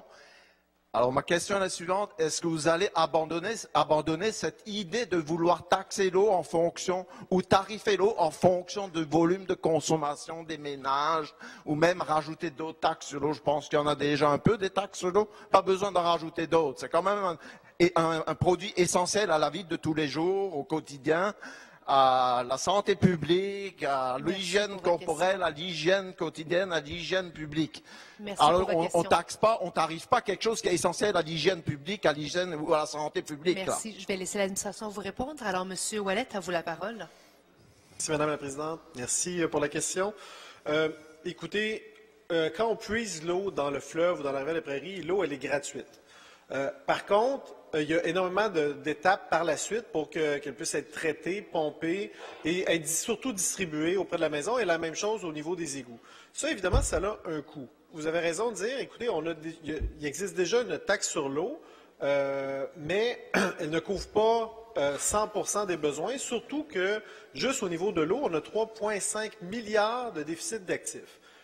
Plus tôt aujourd'hui, on a tous ensemble ici voté à l'unité le fait qu'on est communauté bleue. Donc, on veut s'assurer que l'eau soit le moins chère possible pour nos citoyens et aussi éviter de transférer à des générations futures des déficits d'entretien comme nous-mêmes on hérite présentement. Et c'est pour ça que dans ce cadre-là, on est en train de regarder l'ensemble des mesures pour être capable justement de financer adéquatement ça, pour éviter d'avoir à ce que nos infrastructures tombent en ruine. Ceci étant dit, je ne suis absolument pas un partisan de la tarification sur l'eau au niveau résidentiel, pour toutes sortes de raisons, je ne sais pas si j'ai le temps maintenant, mais entre autres parce que la structure tarifaire de l'eau fait en sorte que 90% du coût de l'eau est fixe et non pas variable. Et en plus, le 2/3 de nos actifs sont du côté des eaux usées et non pas au niveau de l'eau potable. Mais ceci étant dit, il y a énormément de défis de financement de l'eau. Et en conclusion? Et on met tout sur la table pour voir comment on peut y arriver. Merci. Merci. Avez-vous une deuxième question? Oui, vous avez une deuxième question. Oui, enfin, est-ce que je peux finir sur la première? Je peux finir un peu de Vous avez encore 1 minute qui vous reste. Ah bon, alors je vais quand même finir sur la première. Rassurez-moi là-dessus qu'il n'y aura pas de tarification au volume de consommation pour les ménages et pour le résidentiel et tout ça. Rassurez-moi là-dessus, là. Merci. Ah non, oui. Ouais. On va laisser M. Ouellet répondre. Oui. Mais écoutez, je ne peux pas vous rassurer au complet pour la simple et bonne raison qu'avec les fusions, il y a plusieurs arrondissements ici qui ont déjà une tarification au volume au niveau pour leurs citoyens. On peut parler, par exemple, dans l'arrondissement de Saint-Laurent, mais même, par exemple, si vous prenez une page du budget, par exemple, dans l'arrondissement de la Chine, il y a même une tarification qui est différente si on est dans l'ancien secteur de Ville-Saint-Pierre versus la Chine. C'est la même chose au niveau de Pierrefonds et de Roxborough. Et on a une obligation légale d'ici 2022 d'harmoniser d'harmoniser ces tarifications-là. Il y en a aussi qui ont des tarifications fixes par logement. Donc, par exemple, si vous avez un multiplex, 8 logements, il y a un prix individuel pour chacun des logements. Donc, tout ça, on a une obligation légale d'harmoniser ça d'ici 2022. Est-ce que mon objectif est d'ajouter d'autres compteurs pour ceux qui n'en ont déjà pas? Écoutez, ça fait des années qu'on essaie de mettre des compteurs dans les industries, commerces, institutions. On est à peine à 80% et il y a énormément moins de services. Donc, ce n'est pas notre intention d'aller dans cette direction-là, mais avec les consultations prébudgétaires, une première à Montréal, on va quand même étudier ce qui va nous être présenté. Merci. Merci, M. Ouellet. Merci pour vos questions. Bonne soirée. J'avais une deuxième, là. Ça, c'est pour la première. Mais en fait, c'est votre deuxième intervention, c'était votre deuxième question. Alors, je vous invite à revenir le mois prochain. On vous accueillera à nouveau. Il ne m'a pas rassuré, le monsieur, là. À la prochaine. Bonne soirée. J'invite M. Lucien Pigeon à rentrer dans la salle du Conseil. Bonsoir, M. Pigeon. Bien, bonsoir, Mme Wong. Bonsoir, la famille du Conseil de Ville de Montréal. J'aimerais déposer un pour Mme Plante, puis un pour M. Parenteau. Pour déposer. Un pour Mme Plante, puis un pour M. Parenteau. 2007, Hervé Kempf, comment les riches détruisent la planète. Arrêtons, M. Parenteau, arrêtons, Mme Plante, de dire que c'est la population qui détruit la planète. Ce n'est pas ça. C'est les riches. OK, regardez. Voilà. Moi, c'est à peu près ce que Matty Copeman vous a... Le même sujet à peu près, là, sur les étudiants. Les étudiants demandent au gouvernement d'établir un programme d'éducation à l'environnement et de sensibilisation à la crise climatique en partenariat avec eux, car ce sont eux qui subiront les conséquences des actions qui sont faites ici ou pas, ou au provincial, au fédéral. Un système politique qui refuse la demande des étudiants qui veulent juste faire le bien pour tout le monde, essentiellement à leur protection et à leur avenir, est insupportable. Ma question, le fait que le gouvernement, à tous les niveaux, ne veut pas établir un programme d'éducation à l'environnement et inclure les jeunes. Ils veulent juste être inclus dans ça parce qu'ils veulent faire leur part. Et en conclusion? Dans cette demande, serait-il parce qu'il veut maintenir l'ignorance de la population sur la gravité de la crise climatique, ce qui est contraire à ce qu'on s'attend de ceux qui nous avons élus pour nous. Je vais le dire, pour protéger contre la violence d'une crise, d'un climat déréglé. Ben, c'est fini, je l'ai posé. Merci. La réponse de M. Parenteau, à vous la parole. Oui, merci M. Pigeon pour votre message. Alors, évidemment, le programme d'éducation relève du ministère de l'Éducation, mais malgré tout ça, je pense que c'est important de sensibiliser nos jeunes. Ils le sont déjà, mais c'est surtout important de laisser nos jeunes nous sensibiliser aussi et de s'exprimer comme ils l'ont fait la semaine dernière dans la rue. Et chacun des gestes compte. Et j'ai très confiance à la jeunesse qui est en place pour changer les choses et j'ai foi en l'avenir. Inquiétez-vous pas, M. Pigeon. Dernière petite question. Allez-y. Okay. Comment pouvez-vous déclarer l'urgence climatique sans avertir la population?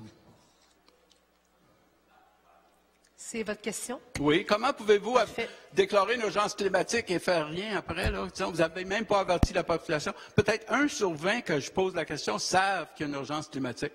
Hein? Voyons donc, ça n'a pas de bon sens, M. Parenteau. M. Parenteau?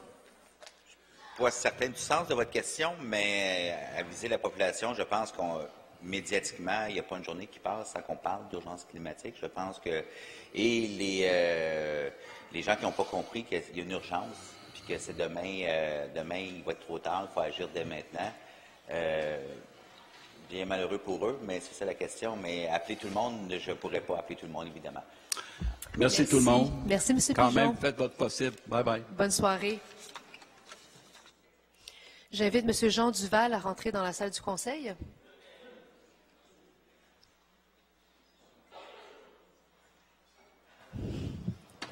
Bonsoir, M. Duval. Asseyez-vous, asseyez-vous. Alors, c'est Jésus de Montréal, version 2.0. Ou bien c'est le Christ de citoyen. Vous choisirez. Hein. On ne peut pas plaire à tout le monde. Jean Duval sur Facebook.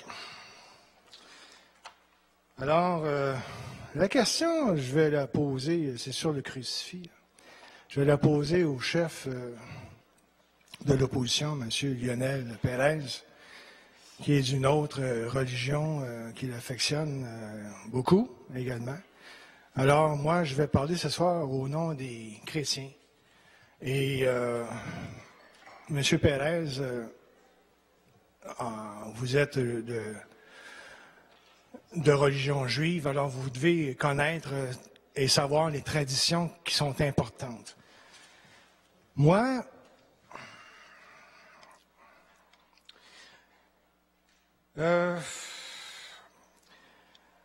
on est rendu, nous, comme Montréalais, Québécois, aussi à l'Assemblée nationale, à vouloir enlever ce qui est de nos origines, de notre patrimoine culturel, ce qui nous représente depuis fort longtemps.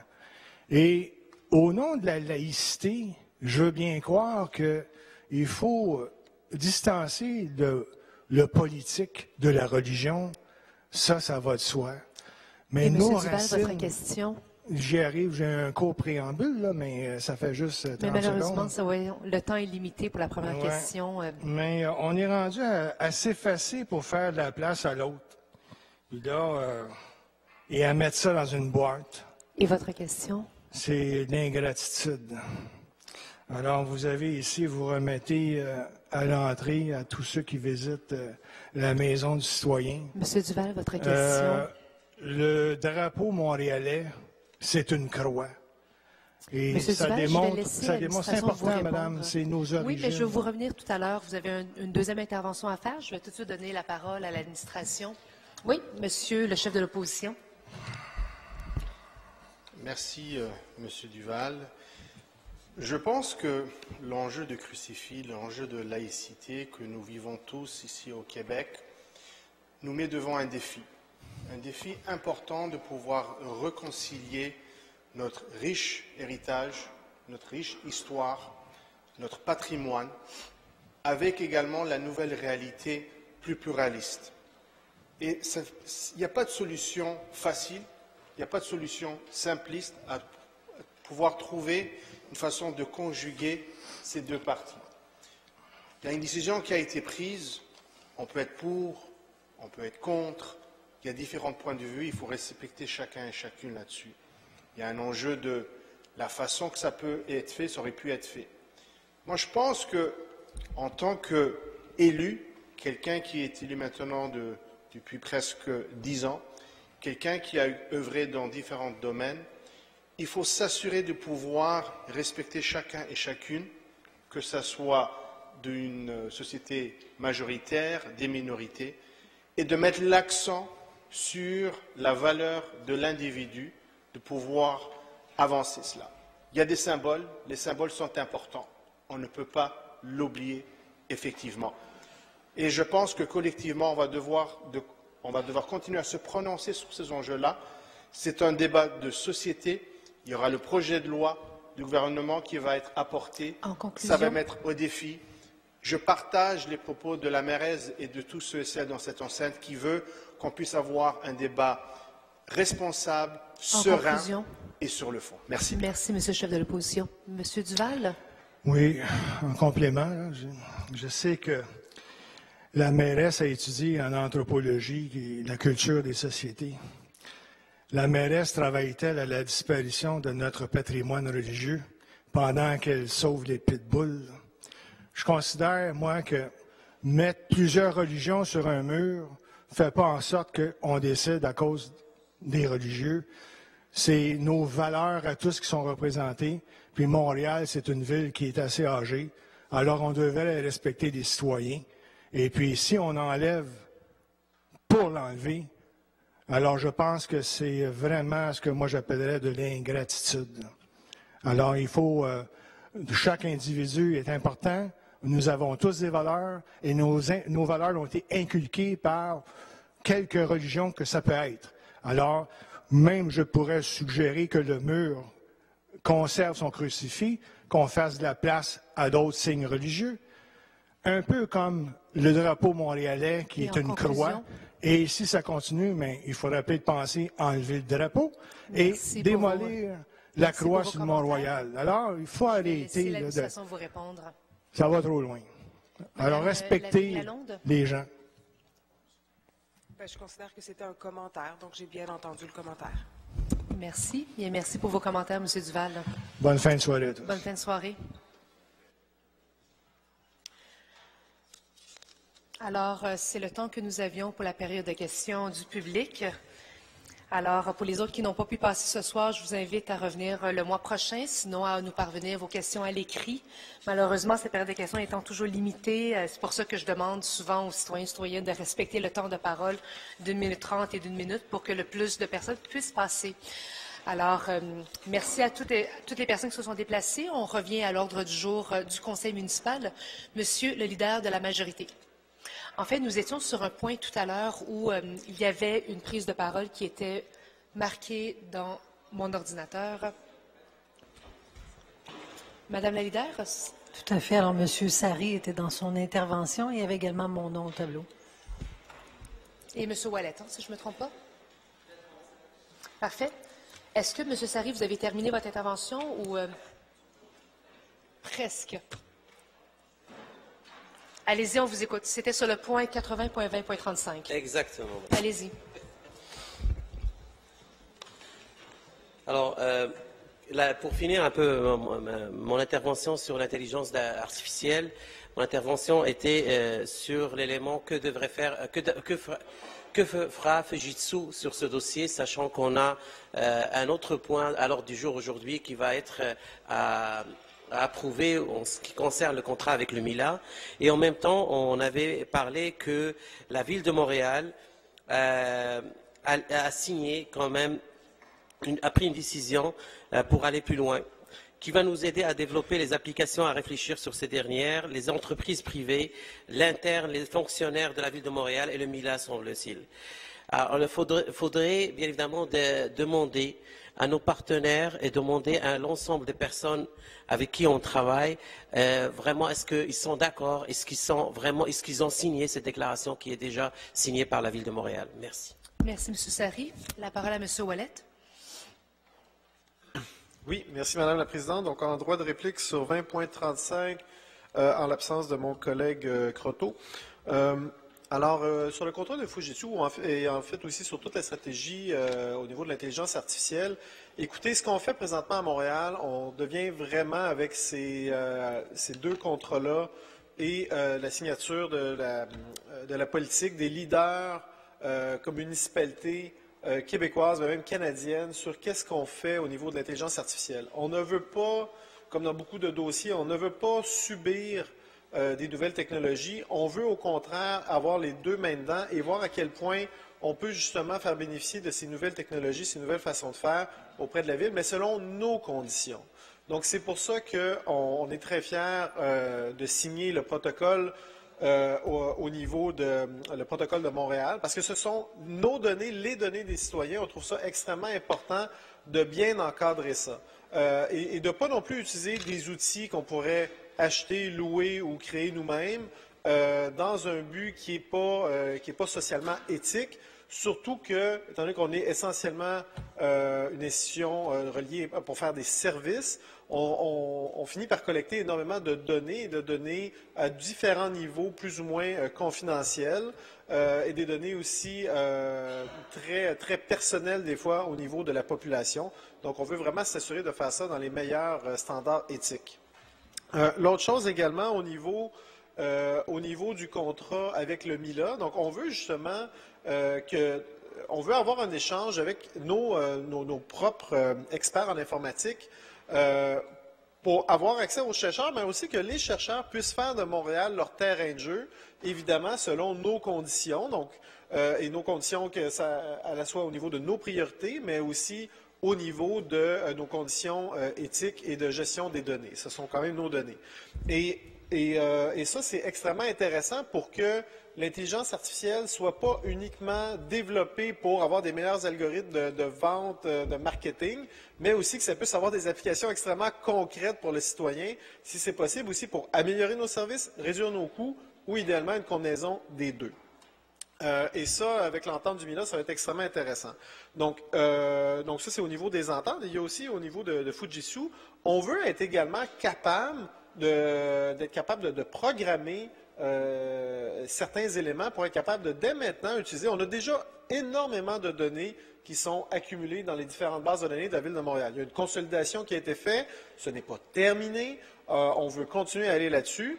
Mais déjà, il y a énormément de choses qui, ce qu'on appelle les données de masse, le big data, que Excel, le logiciel Excel est très bon. Là. On peut faire plein de choses avec Excel. Et le tableau croisé dynamique, c'est très, très bon. Mais à un moment donné, qu'on est rendu avec une charge de données tellement importante que ça prend des outils plus robustes, plus lourds, pour essayer de voir si on ne peut pas justement essayer de voir certaines tendances, essayer peut-être développer des algorithmes prédictifs.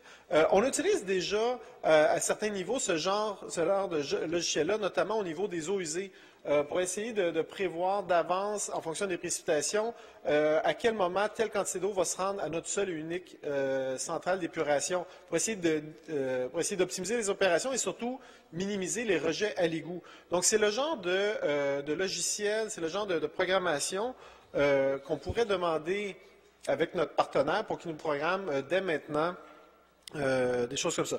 Je ne peux pas vous donner plus de détails, malheureusement, je ne suis pas le porteur politique du dossier. J'y allais au mieux de ma connaissance. Je crois que le sommaire décisionnel est clair et je vous en ai donné même un petit peu plus que le client demandait. Donc, merci. Merci beaucoup, M. Ouellette. Ça va? Alors, ces points sont adoptés. Monsieur le leader. Madame la Présidente, tel que convenu, nous allons ramener l'item 716 de l'ordre du jour, qui est le dépôt de l'avis des recommandations du Conseil interculturel de Montréal, intitulé « Montréal, site interculturel, stratégie intégrée en 6 étapes et conditions de réussite pour une politique interculturelle ». Et je vais laisser la parole à ma collègue Popianou. Merci beaucoup, Monsieur le leader. Madame Popianou, à vous la parole. Merci, Madame la Présidente. Donc, je tenais en premier à saluer les membres du CIM qui sont présents ce soir au balcon et avec lesquels j'ai toujours un grand plaisir de travailler. Donc, je voulais saluer Marie-Christine Gentil, Monsieur François Fournier et bien sûr Raphaël Benitez. Bonsoir. Je suis vraiment très contente de vous déposer ce rapport, cet avis sur la politique interculturelle qui a été travaillé et retravaillé par le Conseil interculturel. Comme à l'accoutumée, le Conseil interculturel nous pousse toujours vers en avant, donc nous apporte toujours une vue qui est différente, un angle de vue qui est différent. Et dans le cadre de cette politique interculturelle qu'il nous propose, c'est une démarche qui est très transversale et puis je tiens à vous remercier pour la fraîcheur et la profondeur de votre rapport. Donc on accueille avec grand intérêt et beaucoup de détermination de le lire et de le mettre en pratique, votre avis. Merci. Merci beaucoup, Mme Popianou. La parole à...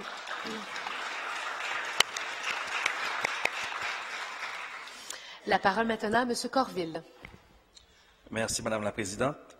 Le dépôt de l'avis Montréal, cité interculturelle, stratégie intégrée en 6 étapes et conditions de réussite pour une politique interculturelle du Conseil interculturel de Montréal est pour moi l'occasion de les féliciter pour leur excellent travail. Aujourd'hui, le CIM encourage la Ville de Montréal à élaborer une politique interculturelle qui s'appuie sur 3 piliers essentiels: la reconnaissance, l'égalité et les interactions. Rappelons que Montréal tient sa particularité et sa richesse de la diversité qui compose sa société. C'est plus de 120 communautés culturelles qui y sont représentées et 2 tiers de ses résidents et résidentes sont des personnes issues de la diversité. La Ville de Montréal a toujours eu à cœur de promouvoir l'égalité des chances la dignité, l'intégration de tous et toutes, la justice sociale. Ces multiples actions lui ont valu de se voir conférer le statut de cité interculturelle en 2011 par le Conseil de l'Europe. Ensemble Montréal a pris connaissance de l'avis et des 6 recommandations émises par le CIM. Je tiens tout d'abord à féliciter sa réflexion approfondie et sa réussite à capter les défis propres à la complexité du paysage montréalais. Le CIM a particulièrement retenu notre attention en suggérant que Montréal souligne un peu plus formellement son titre de cité interculturelle en adoptant un principe interculturel au sein de sa propre charte montréalaise des droits et responsabilités et qu'elle adopte une politique interculturelle qui vienne donner tout son sens à ce principe. Mais qu'est-ce le principe interculturel? Entre multiculturalisme canadien et interculturalisme québécois, le CIM propose à la Ville de se doter d'une approche d'intégration qui lui est propre avec le principe interculturel. Ainsi, et je cite, « Dans le contexte pluraliste et démocratique de Montréal, est interculturel, ce qui cherche à établir des formes de solidarité collective pour s'attaquer aux enjeux liés à la défense de l'égalité de tous et donc à la reconnaissance des apports et des besoins des populations marginalisées. » Fin de citation. Avec l'adoption d'une telle politique, la Ville s'engage à ancrer ses actions à 3 notions fortes: la reconnaissance de la diversité, l'égalité de tous et les interactions productives. On ne parle plus seulement d'une sensibilisation aux enjeux liés à l'égalité des droits, à l'accès à l'emploi, à la lutte à la précarité, aux discriminations et au racisme, ou encore à la représentativité des minorités ethnoculturelles au sein des institutions. On parle d'actions concrètes, et ce sont par des actions que l'on fait avancer les choses. Nous sommes d'ailleurs d'avis à ce que la Ville lance une consultation publique inclusive et générale concernant la mise en œuvre du chantier interculturel, comme le proposent les membres du CIM. Chaque année, nous attendons avec impatience le travail du CIM, car nous apprenons toujours beaucoup des recommandations. Elles nous forcent à réfléchir à des solutions ambitieuses et innovantes. Avec un principe interculturel et une politique interculturelle pour la Ville de Montréal, cette année encore, le CIM nous confronte aux limites de nos outils normatifs et administratifs, mais nous rappelle qu'il est possible d'agir pour renverser la vapeur et aller plus loin. Par exemple, tout comme le CIM, nous sommes d'avis que le rôle du binôme devrait être élargi et consolidé. Bref, Montréal doit faire rayonner son leadership en tant que cité interculturelle, aussi bien auprès de ses citoyens que des autres villes à travers le monde. Nous espérons d'ailleurs que l'administration lancera très prochainement la consultation publique sur le racisme systémique à Montréal, qui a malheureusement pris du retard. Nous avons hâte d'entendre les Montréalais et Montréalaises s'exprimer sur un enjeu sociétal d'une telle ampleur. Ce sont les recommandations des groupes des citoyens qui donneront le pouls des actions que la Ville de Montréal devra mettre en œuvre pour avancer vers une société plus inclusive, une société plus tolérante, qui prend pleinement conscience de la richesse, de la diversité qui la compose. Merci, Madame la Présidente. Merci beaucoup, M. Corville. Alors, ce point est adopté. Félicitations au Conseil interculturel de Montréal. Merci beaucoup d'être des nôtres. Monsieur le leader.